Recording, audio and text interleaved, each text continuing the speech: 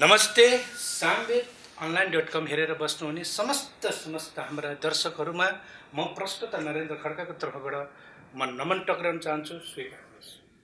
हामी सदा जस्तै आज पनि स्टुडियोमा उपस्थित भइसकेका छौँ र यस स्टुडियोमा हामी विभिन्न किसिमका हस्ती व्यक्तित्वहरूलाई लिएर हामी हुबहु उहाँहरूसँग कुराकानी गर्ने गर्छौँ। कुरामा आज हामी पनि एउटा हस्ती व्यक्तित्व 47वटा हाम्रो दोहोरी साँझका अग्रज अध्यक्ष श्री रिम केसी आज हामीसँग हुनुहुन्छ। उहाँसँग हामी प्रत्यक्ष कुराकानी गर्नेछौँ। उहाँसँगकै कुराकानी सँगसँगै जोडिँदै उहाँलाई नमस्कार छ, तपाईँलाई स्वागत छ हाम्रो कार्यक्रम सामवेद.com-मा। नरेन्द्र भाइ नमस्ते। त्यसै गरी यो सामवेद अनलाइन मिडिया हेरेर बस्नुहुने सम्पूर्ण दर्शक श्रोताहरूमाझ म राष्ट्रिय लोकदोहोरी व्यवसायी सङ्घको अध्यक्ष म रिम खत्रीको तर्फबाट हार्दिक नमस्कार टक्राउन चाहन्छु। स्वीकार्नुहोस्। अहिलेको यो लकडाउनको विषय छ सरकारले गरेको, यसमा हाम्रो यो लोकदोहोरीको गतिविधि के छ त? नरेन्द्र भाइ, वास्तवमै यो लोकदोहोरी व्यवसाय मात्रै नभएर अहिलेको यो पछिल्लो समयमा चाहिँ सिङ्गो नेपाल नै धराशायी बनिरहेको अवस्थामा, नेपाल मात्रै नभएर यो विश्व नै धराशायी बनिरहेको अवस्थामा नेपाल पनि अछुतो छैन र नेपालभित्र रहने जस्ता किसिमका जति व्यवसायहरू छन्, कुनै पनि व्यवसाय अछुतो छैनन् र पनि त्यो व्यवसायमा पनि यो दोहोरी व्यवसाय भनेपछि अझै बढी चपेटामा परेको चाहिँ हामीलाई प्रत्यक्ष भान भइरहेको अवस्था छ। यो अछुतो छैन भन्ने क्रममा त विश्वव्यापी नै यो कोरोना महामारी, यो कोभिड-19 यो सर्वविदितै छ, सबैको डर त्रास त छँदैछ। तैपनि एउटा सिङ्गो दोहोरी साँझ जहाँ एउटा राष्ट्रको गहना उत्पादन गरिन्छ, हरेकौँ धेरैभन्दा धेरै हामी कलाकार जन्माउने एउटा प्लेटफर्म हो, जसलाई हेर्ने राज्यको निगरानी के हो र कस्तो किसिमले प्रस्तुत हुनुभएको छ त्यसमा? वास्तवमै यो दोहोरी व्यवसाय भनेर जुन प्रश्न पनि आफै गर्नुभयो र उत्तर पनि आफै दिँदै हुनुहुन्छ नरेन्द्र भाइ, ताकि राष्ट्रका गहना उत्पादन गर्ने क्षेत्र एउटा राष्ट्रिय लोकदोहोरी व्यवसाय हो र वास्तवमै सरकारले एउटा सम्बन्धित निकायले जुन यो व्यवसायलाई, यो दोहोरी व्यवसायलाई हेर्ने दृष्टिकोण अलिकति केहीमा मात्रामा भए पनि फरक देखियो। किनकि गत वर्षको लकडाउनमा पनि हामी त्यो अनुभव बटुल्यौँ कि 9 महिनासम्म हाम्रो व्यवसायको ढोका बन्द गरेर पनि राज्यलाई कर तिर्न बाध्य भयौँ र राज्यले र सम्बन्धित निकायले यो व्यवसायलाई कहिल्यै पनि राम्रो नजरले हेरेको मैले चाहिँ पाइनँ। यो कहरमा त स्वाभाविक त कि यतिखेर लकडाउन गर्न आवश्यक पनि हो, सरकारले दिएको यो नीति नियमलाई हामीले पालन गर्नुपर्छ, त्यो स्वाभाविक कुरा हो। तर वास्तवमा अहिले कोभिड-19 बाहेक पनि त जो दोहोरी साँझलाई हेर्ने अर्कै किसिमको पाटो छ त। जस्तै हेर्न पर्दा प्रशासनले हेर्ने दृष्टि अर्कै छ, त्यहाँको समाजले हेर्ने दृष्टि अर्कै छ र यस्तो हुँदा पनि हामीले त राज्यलाई कर तिरेर हामीले समय अनुकूल काम गर्दा पनि हामीलाई तकलिफ आइरहेको छ। यसमा हजुरले गर्न पर्ने दायित्व के हो र प्रतिनिधित्वले कहाँसम्म कुन निकायसँग पुर्याउनु भएको छ यो कुराहरूलाई, कि आगामी दिनमा हाम्रो व्यवसाय पनि एउटा मर्यादित होस्, एउटा नाम होस् भन्ने कतिसम्म चाहनुहुन्छ? हो, राज्यले जुन हाम्रो व्यवसायलाई हेर्ने दृष्टिकोण फरक छ, यो मैले फेरि पनि दोहोऱ्याएर भन्नै पर्छ र वास्तवमा यो हाम्रो दोहोरी व्यवसाय लगभग यो राष्ट्रिय लोकदोहोरी व्यवसायी सङ्घमा आबद्ध 47वटा दोहोरी बाहेक अन्य दोहोरी समेत नेपाल अधिराज्यभर झन्डै 132वटा दोहोरी चाहिँ सञ्चालनमा छन् र पनि 147वटा दोहोरी व्यवसायमा आबद्ध कर्मचारी कति होला नि त? सरदर 35देखि 40जनाको हिसाबले पनि तपाईँको करिब 1500 देखि 1600 चाहिँ कर्मचारी त्यसमा आबद्ध छन् भने जुन चाहिँ कर्मचारीका आफन्त जो कर्मचारीमै आश्रित जुन व्यक्तिहरू हुनुहुन्छ लगभग 15 देखि 16,000को हाराहारीमा आश्रित हुनुहुन्छ भनेपछि यो राज्यले वास्तवमै हेर्ने दृष्टिकोण किन फरक भयो? तर राज्यले जुन चाहिँ लकडाउन गर्दा हरेक व्यवसायलाई बन्द गर्ने, किनकि हामी पनि एउटा जिम्मेवार व्यक्ति हो यस्तोको यो अहिलेको यो पछिल्लो अत्यन्तै दयनीय अवस्थामा हामी पनि सरकारलाई साथ दिनुपर्छ। आफ्नो हैसियतले आफ्नो ठाउँबाट कसरी साथ दिने भन्ने त छँदैछ। यसै सन्दर्भमा हामी जुन चाहिँ व्यवसाय बन्द गरेर बसेका छौँ यो पनि एउटा सरकारलाई सहयोगकै एउटा पाटो हो जस्तो लाग्छ मलाई, र हामी बन्द गरिरहेका छौँ। र पनि मेरो व्यक्तिगत तर्फबाट भन्नुपर्दाखेरि राष्ट्रिय लोकदोहोरी व्यवसायीको सङ्घको तर्फबाट र राष्ट्रिय लोकदोहोरी व्यवसायी सङ्घको अध्यक्षको हैसियतले भन्नुपर्दा र सङ्घबाट जुन चाहिँ आबद्ध जति पनि कर्मचारीहरू छन् कर्मचारीहरूलाई राहत प्याकेजको व्यवस्था गर्ने भन्ने जुन चाहिँ एउटा योजना हामी तय गरेका छौँ। तर लगभग हाम्रो यो गत वर्षको जुन राहत प्याकेज हामी अलिक छिटो गरेको जस्तो लाग्छ, किनभने तपाईँको लकडाउन भयो कि लगभग 22-25 दिनमै हामी राहत वितरण गरियो, तर अलिक छिटो भयो कि भन्ने त्यो महसुस गरेर अहिले चाहिँ हामी केही समय यो समय अलिकति लम्बेला भन्ने लागेर हामी चाहिँ अलिकति यसलाई पछि सार्नुपर्छ भन्ने हामीले त्यो चाहिँ सल्लाह गरेका छौँ र सायद यो छिटै चाहिँ हामी निर्णय गर्नेछौँ। यो हाम्रो मित्रनगर स्थित गङ्गबु स्थित मात्रै दोहोरी सङ्घ संस्था हुन् कि योभन्दा बाहिर पनि जस्तै सुन्दारा, कोटेश्वर विभिन्न स्थानमा दोहोरी साँझहरू छन्? मान्छेलाई मनोरञ्जनको त एकदम आवश्यकता छैछ, तसर्थ हजुरहरूले यो सबैलाई एक मुष्ट बनाएर एउटा छाटा सङ्गठन गर्न सक्नुहुन्न? एकदम राम्रो प्रश्न गर्नुभयो नरेन्द्र भाइ। किनकि छाटा सङ्गठन गरिसकेपछि त हजुरहरू पनि बलियो हुन्छ, त राज्यले पनि त यदि हजुरले कर तिर्नु भएको छ भने त अवश्य पनि त राज्यले हजुरलाई त्यो दायराभित्र त राख्छ पक्कै पनि। हो भाइ, हामी अपेक्षा गरेका छौँ। किन भन्दा एउटा छाता सङ्गठन त छँदैछ, जस्तै चाबेल समिति छ, जस्तै सुन्दारा समिति छ, त्यसै गरी ठमेल समिति छ, ललितपुर समिति छ, दरबारमा समिति छ आदि इत्यादि छन्। हाम्रो यो राष्ट्रिय लोकदोहोरी व्यवसायी सङ्घमा पनि आफ्नो तरिकाले चाहिँ आफ्नो सङ्घ खडा गरेर त्यही तरिकाले चाहिँ सेवा गरेको अवस्था छ।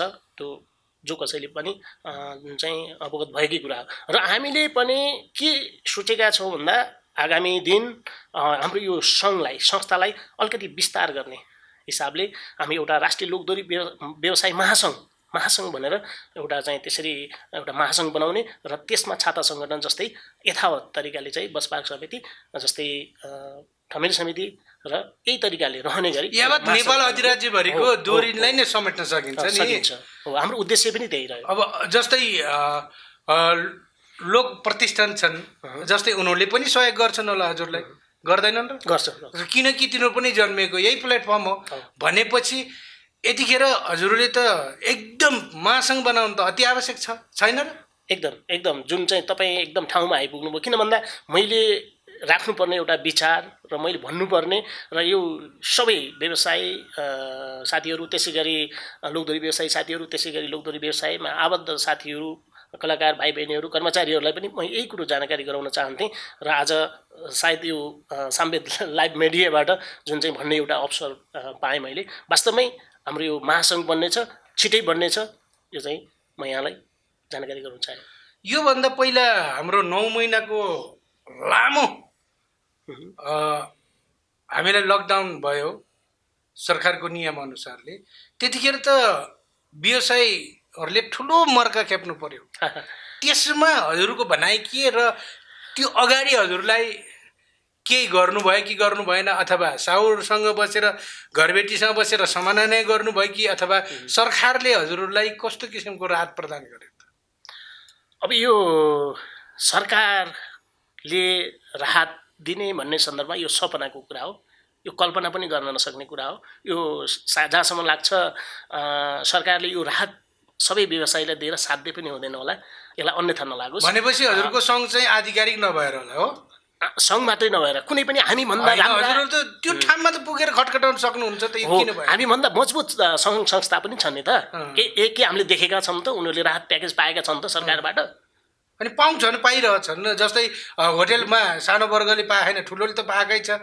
त्यो निकायसम्म पुग्न सक्ने खटखटाउन सक्ने त कि हामी पुग्न नसकेको त्यहाँसम्म कि हामीले भन्न नजाने कि बोल्न नजाने कि किनकि बच्चा नरुँदासम्म त आमाले दुध त खुवाउँदैन पक्कै पनि। स्वाभाविक भाइ तपाईँलाई क्रस गरेँ मैले यति बेला म तपाईँलाई कहाँनिर क्रस गरेँ म भन्दा म सम्बन्धित पोइन्टतिर जान चाहेँ किनकि जस्तै 9 महिनासम्म जुन हाम्रो व्यवसाय बन्द भयो 9 महिना बन्द हुँदाखेरि स्वयं म आफै पीडित छु जुन तपाईँको सामु म अहिले बोल्दैछु स्वयं म पनि घरबेटी पीडित हुँ कि 9 महिनासम्म व्यवसायको ढोका बन्द गरेर कि चाहेर पनि आफूले चाहेर गरेको होइन नि त व्यवसाय तर पनि बाध्यतावश सरकारले बन्द गर ढोका बन्द गर भनेर भन्दै गर्दा सरकारलाई सहयोग गर्नुपर्छ भन्ने तरिकाले हामीले हाम्रो व्यवसायको ढोका बन्द गरियो तर पनि सरकारबाट हामीले राहतको अनुभूति चाहिँ पाएनौँ किनकि हामीले सम्बन्धित निकायको ढोका ढकढक्यायौँ र पनि हाम्रो सुनवाई कहीँ कतैबाट पनि नभएपछि पक्कै पनि घरबेटीहरूबाट चाहिँ हामीले राहत महसुस गर्न सकिन्छ कि भन्ने हेतुले हामी कतिपय घरबेटीहरूसँग समन्वय गरियो है। प्रत्यक्ष अप्रत्यक्ष रूपमा जस्तै कतिपय घरबेटीहरू अमेरिका युके होइन अस्ट्रेलिया हुनुहुन्छ भनेपछि कतिपय घरबेटीहरूसँग हामी समन्वय गऱ्यौँ र पनि समन्वय गर्दा पनि अब अझ आधिकारिक रूपमा समन्वय गर्नुपर्छ भनेर हामी पत्रचार पनि गऱ्यौँ अनुरोध पत्र पनि तयार गरेर हामी सबै घरबेटीहरूलाई अनुरोध पत्र दियौँ ताकि कुनै पनि लोकदोहोरी व्यवसायलाई लकडाउनको समयमा चाहिँ घर भाडा ताकेता नगरिदिनु हुन भनेर एउटा भनेपछि अर्को कुरो सकेसम्म घर भाडा छुट गरिदिनु भनेर अनुरोध पनि गरियो भनेपछि कतिपय दोहोरी व्यवसायी का घरबेटीहरूले चाहिँ छुट पनि गर्नुभयो 100% छुट गर्नुभयो ताकि म अहिले नाम पनि 1-2 गरेर म चाहिँ लिन सकिन्छ लिनुस् न जस्तै अरूलाई पनि त एकदम स्वाभाविक अब वास्तविक भन्नुपर्दा जस्तै चाँदनी रोधीघर छ जुन चाहिँ हाम्रो भीम भाइ जुन चाहिँ राष्ट्रिय लोकदोहोरी व्यवसायी सङ्घकै जुन चाहिँ सचिव हुनुहुन्छ भीम श्रेष्ठ हुनुहुन्छ जस्तै उहाँकै घरबेटी हुनुहुन्छ नि हो स्वयं उहाँको घरबेटीले चाहिँ 100% भाडा छुट गर्नुभयो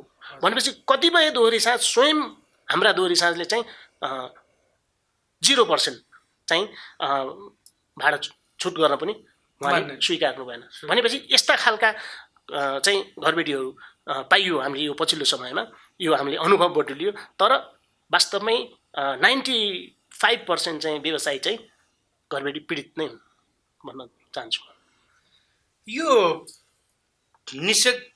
यो लकडाउन छ जो यो लकडाउन पश्चात पनि त लगभग सरकारले दिए अनुरूप सरकारले त फुल छुट दिए पनि हामी प्रशासनबाट दबिरहनुपर्छ 8 बजे 8:30 बजेसम्म चलाऊ त्यसपछि नचलाऊ कि 8 बजेसम्म कोरोना नहुने त्यसपछि हुने अथवा पछि पनि हामीलाई दबाब दिने त्यसमा त हजुर ठाडो यदि हामीले कर तिरिसकेपछि पूर्ण रूपले सञ्चालनमा आइसकेपछि त हामीले त पूर्ण रूपले सञ्चालन गर्न पाउनुपर्छ नि त त्यसमा पनि विभिन्न किसिमको अवरुद्ध आउँछ हामी प्रशासनसँग समन्वय गरेनौँ भने हामीलाई चलाउन नसक्ने त्यस्तो विविध दुविधा पनि आइपरेको छ अनि त्यसमा हजुरको भनाइ के छ त? अब यो तपाईलाई फेरि पनि म स्मरण गराउन चाहे जुन गत वर्षको लकडाउन लगभग 9 महिनाको लकडाउन पछि हाम्रो व्यवसाय पनि बिस्तारै सञ्चालनमा ल्याउने भन्ने तरिकाले चाहिँ सम्बन्धित निकायले जस्तै जिल्ला प्रशासन कार्यालयबाट पनि जुन चाहिँ अनुमति पाइयो तर 8 बजेसम्म मात्रै चलाउने र म्युजिक बिना चलाउने भनेर चाहिँ हामीलाई उर्दी जारी गरियो त्यही अनुसारको आदेश आयो र हामी म्युजिक बिना दोहोरी हुन्छ भन्ने कुरा चाहिँ त्यस्ता व्यक्तिले बुझिदिए तर म्युजिक बिना दोहोरी असम्भव छ त्यो कुरा जो कसैलाई पनि यो त लुटपाट कार्यक्रम भइहाल्यो नि सिधै हो।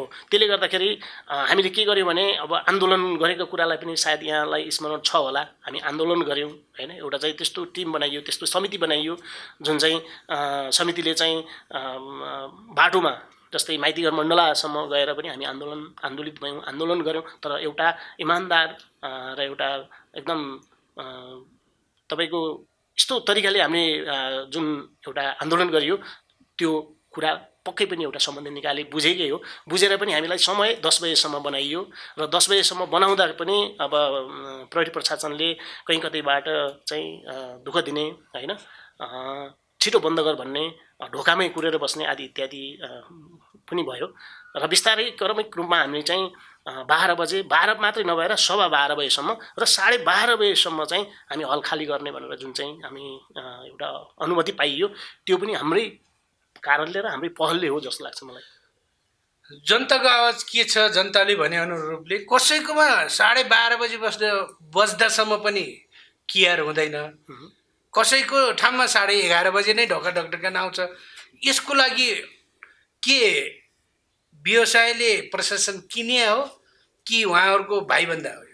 अब यो चाहिँ कि चाहिँ प्रशासनले जान्ने कुरा हो भाइ, कि चाहिँ व्यवसाय सम्बन्धित व्यवसायले जान्ने हो? कुरा हो? यस्तो किसिमको नगर्नको लागि हजुरले व्यवसायलाई किन आग्रह गर्नुहुन्न ताकि हामी एकजुट हौँ?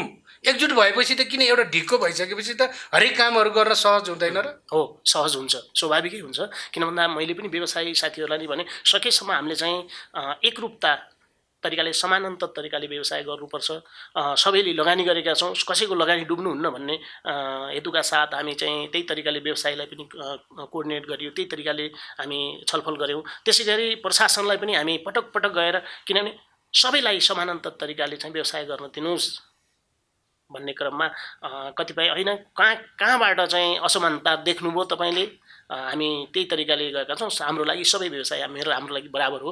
हामीले कसैलाई चाहिँ 12:30 कसैलाई 12 भनेर कुनै समय तोकिएको अवस्था छैन। यो चाहिँ गलत हो भन्ने कुरा चाहिँ पाइयो प्रशासनबाट र हामीले पटक पटक यी कुराहरूलाई झस्काइराखेका छौँ। अनि अब यो दोस्रो सिजन यो कोभिड-19 को अब कहिलेसम्म जाने हो यो थाहा छैन। जहाँसम्म अबको दोहोरीका नीतिहरू कस्तो किसिमको बन्ला र कस्तो किसिमको हजुर एउटा अग्रजको नाताले कुन दिशातिर कसरी लाँदा ठिक होला भन्ने कुरो कस्तो भिजन ल्याउनु भएको छ? अब वास्तविक भन्नुपर्दा अहिलेको यो पछिल्लो समयमा यो कोभिड-19ले दिनानुदिन सङ्क्रमितको सङ्ख्या चाहिँ बढ्दै गइरहेको अवस्था छ। जुन चाहिँ 8,500 9,000 को हाराहारीमा सङ्क्रमित छन् भने तपाईँको 200, 225, 180, 190 को हाराहारीमा चाहिँ मृत्यु भइरहेको अवस्था छ यो कोरोना भाइरसका कारणले। भनेपछि हस्पिटलमा बिरामी भइसकेपछि हस्पिटलमा बेड नपाएको अवस्था छ भनेपछि तपाईँको अक्सिजन नपाएर बिरामी डुलाउँदै बिरामीको मृत्यु भएको खबर पनि हामीले सुन्न पाएका छौँ। भनेपछि अहिलेको यो पछिल्लो समयमा यो लकडाउन वास्तवमा जहाँसम्म लाग्छ यही रफ्तारले सङ्क्रमितको सङ्ख्या बढ्दै जाने हो, मृत्यु दर बढ्दै जाने हो भने यो सङ्कटकाल अथवा सङ्कटकाल भन्दा नि यो लकडाउन पक्कै पनि बढ्ला जस्तो लाग्छ मलाई। र यो विषयमा चाहिँ हामीले लकडाउन कति लम्बिन्छ यो समयावधि हेरेर मात्रै हामी निर्णय गर्न सक्छौँ। अहिले यही भनेर भन्न सक्ने अवस्था छैन। जति पनि दोहोरीमा कार्यरत जति पनि हाम्रा कलाकार गायक गायिकाहरू वाद्यवादक मित्रहरू कतिपय त घर नगएको अवस्था छ। यतिखेर हाम्रो दोहोरी सङ्घले के गर्ने योजना बनाएको छ त? उहाँहरूलाई के राहतहरू कस्तो किसिमको छ त हजुरको सोच? नरेन्द्र भाइ एकदम राम्रो कुरा गर्नुभयो। अहिलेको समयमा गत वर्षको चाहिँ अहिलेको यस लकडाउनमा पनि हाम्रा जुन चाहिँ लोकदोहोरी व्यवसायमा आबद्ध कर्मचारी भाइ बहिनीहरू भनौँ, कलाकार मात्रै नभएर त्यहाँ धेरै किसिमका कामदारहरू हुनुहुन्छ, जस्तै कलाकार, वेटर, कुक, गार्ड आदि इत्यादि। यस्ता खालका कुनै पनि खाले कर्मचारीहरू जस्तै व्यवसायमा आबद्ध दोहोरी व्यवसायमा आबद्ध कर्मचारी भाइ बहिनीहरू लकडाउन सायद गत वर्षकै जस्तै हुन्छ भनेर कोही बुझ्ने मान्छे समयमै काठमाडौँबाट बाहिरिसक्नु भएको छ, आफ्नो घर गाउँसम्म पुगिसक्नु भएको छ। लगभग तपाईँको 60% चाहिँ कर्मचारी भाइ बहिनीहरू आफ्नो घर गाउँसम्म पुगिसक्नु भएको छ भने लगभग 35 देखि 40% चाहिँ कर्मचारीहरू काठमाडौँमै हुनुहुन्छ, जसलाई हाम्रो व्यवसाय सङ्घले हामीले एउटा भिजन बनाएका छौँ ताकि पहिलो प्रायोरिटी कसरी दिएका छौँ भन्दा हामी सल्लाह भएको छ यहाँ भएका कर्मचारी भाइ बहिनीहरूलाई आफ्नो घर गाउँ आँगन पिँढीसम्म पुग्नको लागि एउटा बाटो खुलाइदिने। बाटो खुलाउने भनेको के हो भने यहाँ चाहिँ खर्च नभएर बसेका कर्मचारी भाइ बहिनीहरूलाई कम्तीमा पनि भाडा दिएर आफ्नो घर गाउँ आँगनसम्म पुग्ने एउटा वातावरण बनाउनुपर्छ भन्ने एउटा त्यो भिजन ल्याएका छौँ। भनेपछि अर्को एउटा चाहिँ राहत प्याकेजको कुरा छ। भर्खर मात्र घर जान चाहनुहुन्न र यही बसेर चाहिँ बाध्यतावश घर गाउँसम्म जान नसक्ने अवस्था पनि हुनसक्छ कतिपयसँग चाहिँ, किन बाध्यताले अब श्रीमानले छोडेको हुनसक्छ, घरबाट होइन घरेसी हिंसाका कारणले गर्दा घर गाउँ छोडेर हिँड्नुपर्ने अवस्था बाध्यता भएको हुनसक्छ। त्यस्ता खालका कर्मचारी भाइ बहिनी पनि हुनुहुन्छ भनेपछि त्यस्ता खालका कर्मचारी भाइ बहिनीहरूलाई एउटा राहत प्याकेजको व्यवस्था गर्नुपर्छ। के कति गर्ने बसेर सल्लाह गरेर मात्रै गर्ने भन्ने हाम्रो होइन। कतिपय हजुरकै गायक गायिका भनौँ न कै मुखबाट आउँछ हामीसँग यो कुराहरू आइपुग्दैन। आफ्नै मान्छेहरूले मात्रै त्यो रातहरू वितरण गरे हुन्छन्, पाउँछन्, हामीले त थाहै पाएनन्। यस्ता यस्ता कुराहरू हुन्छन् कि उहाँहरूको जति पनि व्यवसाय मित्रहरू हुनुहुन्छ उहाँसम्म नपुगे कि व्यवसाय मित्रहरूले हजुरको कुरोलाई चाहिँ नठनासेका कि आफ्नो कर्मचारीप्रतिको दायित्व उहाँहरूले निर्वाह गर्न नखोजिया हो कि यो कस्तो भूमिका हो? त्यहाँनिर म गलत भन्छु। गलत हाम्रो सङ्गठनभित्र कतिवटा छन्? हो, सङ्गठनभित्र कतिवटा दोहोरी परेको छ? सङ्गठन हाम्रो यो राष्ट्रिय लोकदोहोरी व्यवसायी सङ्घमा अहिले 47वटा दोहोरी चाहिँ 47 दोहोरी साथ चाहिँ आबद्ध छन्। भनेपछि तपाईँको पहिलो ग्राह्यता भनेको यिनै दोहोरी व्यवसायी सङ्घमा हाम्रो सङ्घमा आबद्ध भएका जुन चाहिँ व्यवसायमा आबद्ध भएका कर्मचारी जो जति हुनुहुन्छ उहाँलाई चाहिँ पहिलो प्रायोरिटी दिनुपर्छ, उहाँहरूलाई चाहिँ राहत प्याकेज दिनुपर्छ पहिलो भनेर मैले के गरेको छु र मसँग समन्वय गर्ने मेरै टिमलाई पनि मैले के भनेको छु भने तपाईँको राहत प्याकेज वितरण गर्दै गर्दा यो कुरा चाहिँ कुनै पनि कर्मचारीको कानमा पुग्नुपर्छ। कानमा पुग्नको लागि चाहिँ कानमा पुर्याउने काम माध्यम को बन्नुपर्छ त भन्दा स्वयं सञ्चालक बन्नुपर्छ हो। भनेपछि एबिसिडी दोहोरी साझा बी नामको दोहोरीमा काम गर्ने कर्मचारीलाई त प्रत्यक्ष सङ्घले चाहिँ सूचना दिन सक्दैन भनेपछि त्यो बी नामको दोहोरीलाई व्यवसायकर्ता स्वयंले चाहिँ गल्ती हो। त्यो चाहिँ म भन्छु। किन भन्दा सबैको नभनौँ, यहाँ कतिपय दोहोरी साँझले अब जानकारी हुँदै पनि जानकारी नगराएको होइन, केयरलेस गरेको हुनसक्ला अथवा कुन हेतुले कुन मनसायले चाहिँ जानकारी गराउनु भएन। र गत वर्ष हामीले त एक गरेर 344 जनालाई त हाम्रो राहत प्याकेज राहत वितरण गरेको हो नि त। 344 जनालाई त 4,50,000 बराबरको फर्स्ट सिजन 4,50,000 बराबरको राहत त हामीले बाँडेका हुन् त। तर कुनै पनि दोहोरीमा कार्यरत कर्मचारी नछुटोस् भन्ने हिसाबले सबै दोहोरीका सञ्चालकलाई चाहिँ खबर भएको छ। किनभने हामीले एउटा ग्रुप पनि बनाएका छौँ, एउटा दोहोरी व्यवसायी समूह जुन ग्रुप बनाएका छौँ त्यो ग्रुपमा मेसेज छोडिसकेपछि सबैले हेर्नुहुन्छ, हेरिसकेपछि त्यो चाहिँ सबैको नामावली कर्मचारीको नाम चाहिँ सम्बन्धित ठाउँसम्म चाहिँ पुर्याउने काम कसले गर्छ त भन्दा सम्बन्धित दोहोरी व्यवसायीले गर्नुपर्ने हो। र कतिपयले चाहिँ अलि इग्नोर गरेको अवस्था पनि छ। अब थाहा पाएर भनौँ अथवा थाहा नपाएर हो, त्यो चाहिँ सम्बन्धित व्यक्तिले नै बुझ्ने कुरा हो। भनेपछि अबको यो व्यवसाय जसरी राहत अब कहिलेसम्म बाँड्ने विचारमा हुनुहुन्छ त?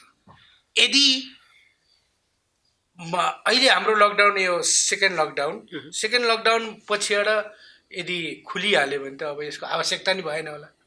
यदि बढ्दै गयो भने मात्रै हामी राहत प्याकेजतिर जान्छौँ होइन? हो, स्वाभाविक हो। किनभने यो लकडाउन जब कोल्याप्स भइसकेपछि, लकडाउन अब सहज भइसकेपछि, व्यवसायमा फर्किने वातावरण भइसकेपछि त राहत वितरणको कुनै अर्थ पनि त रहन्न नि त। किन भन्दा भर्खरै अहिले आज 22-25 दिन भयो तपाईँको लकडाउन भएको। भनेपछि त कुनै पनि दोहोरी व्यवसायीले तपाईँको दोहोरी बन्द गर्दै गर्दा भोलिबाट लकडाउन हुँदैछ, भोलिबाट दोहोरी चाहिँ अनिश्चितकालको लागि बन्द हुँदैछ भनेर उनीहरूलाई बिदाई गर्ने क्रममा पक्कै पनि पाकेको तलब त दिएर पठाउनु भयो होला, पाकेको स्यालेरी पारिश्रमिक त दिएर पठाउनु नै भयो होला। भनेपछि अहिलेसम्म यो 22-25 दिन त पक्कै पनि धानिएका छन् नि त कर्मचारी भाइ बहिनीहरू। भनेपछि अझ हप्ता दिन त धानिन्छ नि। त्यो भन्दा हामीले त्यस कारणले पनि यो राहत चाहिँ छिट्टै बाँड्न हतारिनु आवश्यकता ठान्दिनँ मैले।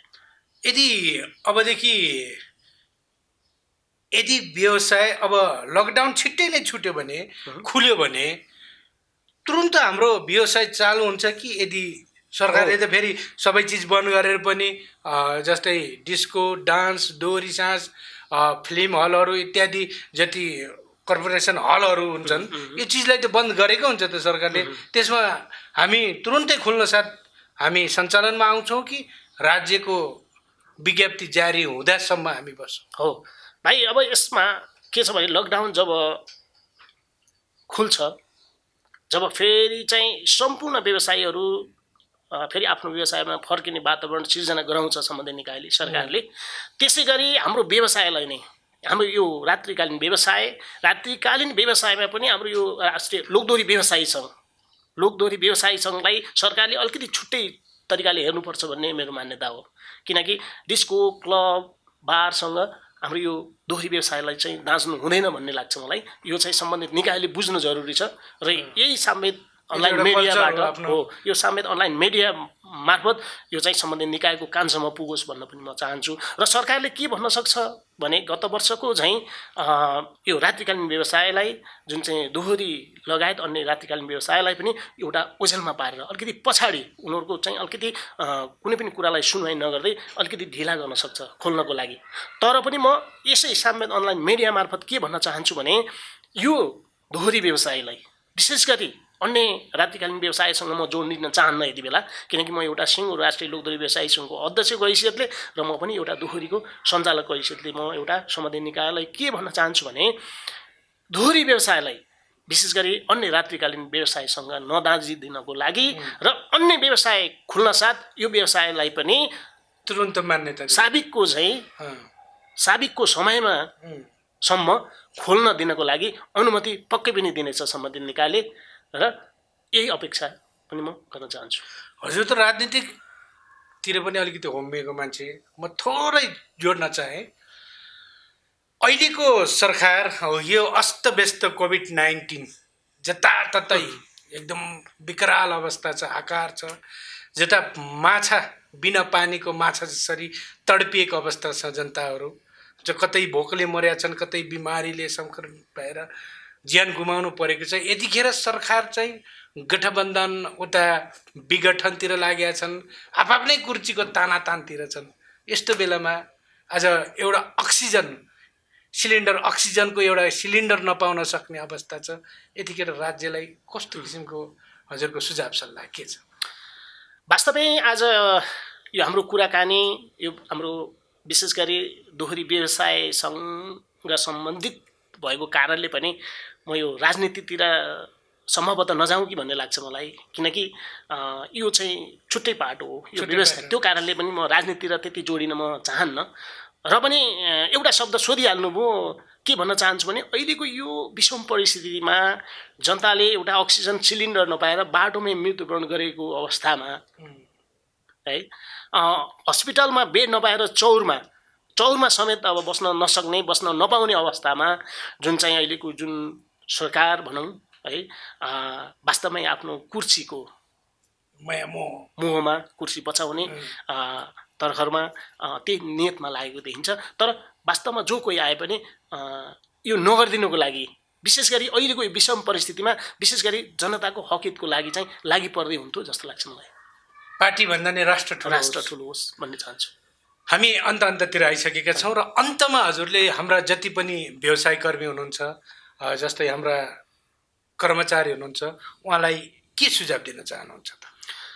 अन्त्यमा म यसै सामेत अनलाइन मिडिया मार्फत हाम्रो यो राष्ट्रिय लोकदोहोरी व्यवसायीसँग आबद्ध व्यवसायी साथीहरू, त्यसै गरी यस व्यवसायमा आबद्ध सम्पूर्ण कर्मचारी भाइ बहिनीहरूलाई केही समय धैर्य गरिदिनको लागि, हतोत्साही नभइकन केही समय धैर्य गरिदिनको लागि म अनुरोध गर्दछु।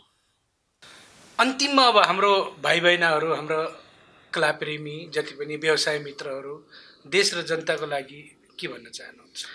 समग्रमा त यो सिङ्गो नेपाल, सिङ्गो यो विश्वभरि फैलिएको कोभिड-19बाट जो जति पीडित हुनुहुन्छ सबैलाई फेरि पुरानै अवस्थामा फर्किनको लागि फर्किनु हुनेछ।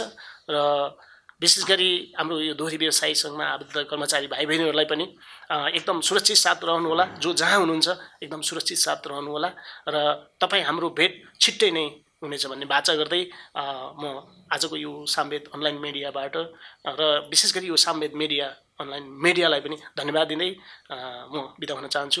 नमस्ते। नमस्ते। उहाँ हुनुहुन्थ्यो दोहोरी साँझका अध्यक्ष, 47वटा दोहोरीको एउटा प्रमुख, हरेक विघ्न बाधासँग लड्दै सङ्घर्ष गर्दै यो ठाउँमा हरेक जहाँसम्म एउटा गुन्डा हरेकले यति टोर्चर गर्थे, यो दोहोरी सङ्घ साँझ भनिसकेपछि यस्तो अवस्थामा पनि उहाँहरूले आफ्नो बलबुत र आफ्नो मर्यादित आफ्नो पेसालाई अगाल्दै आजसम्म यहीँ पुग्नु भएको छ। उहाँलाई धेरै धेरै धन्यवाद दिँदै यतिखेर नि पुनः म भन्न चाहन्छु कि यो देशमा भएको अपराध, यो ठुलो विपत्ति, यो कोभिड-19ले गर्दाखेरि नेपालमा मात्रै होइन विश्वमा फैलिएको अवस्था छ। यतिखेर जहाँ हुनुहुन्छ, जस्तो अवस्थामा हुनुहुन्छ, सेफ र स्ट्रङ भएर बस्नु हुन पनि म हार्दिक अनुरोध गर्न चाहन्छु भन्दै म आज यही नै बिदा हुन्छु। म प्रस्तुता नरेन्द्र खड्काको साथमा क्यामेराम्यान नवीन खड्का। हस्त नमस्ते।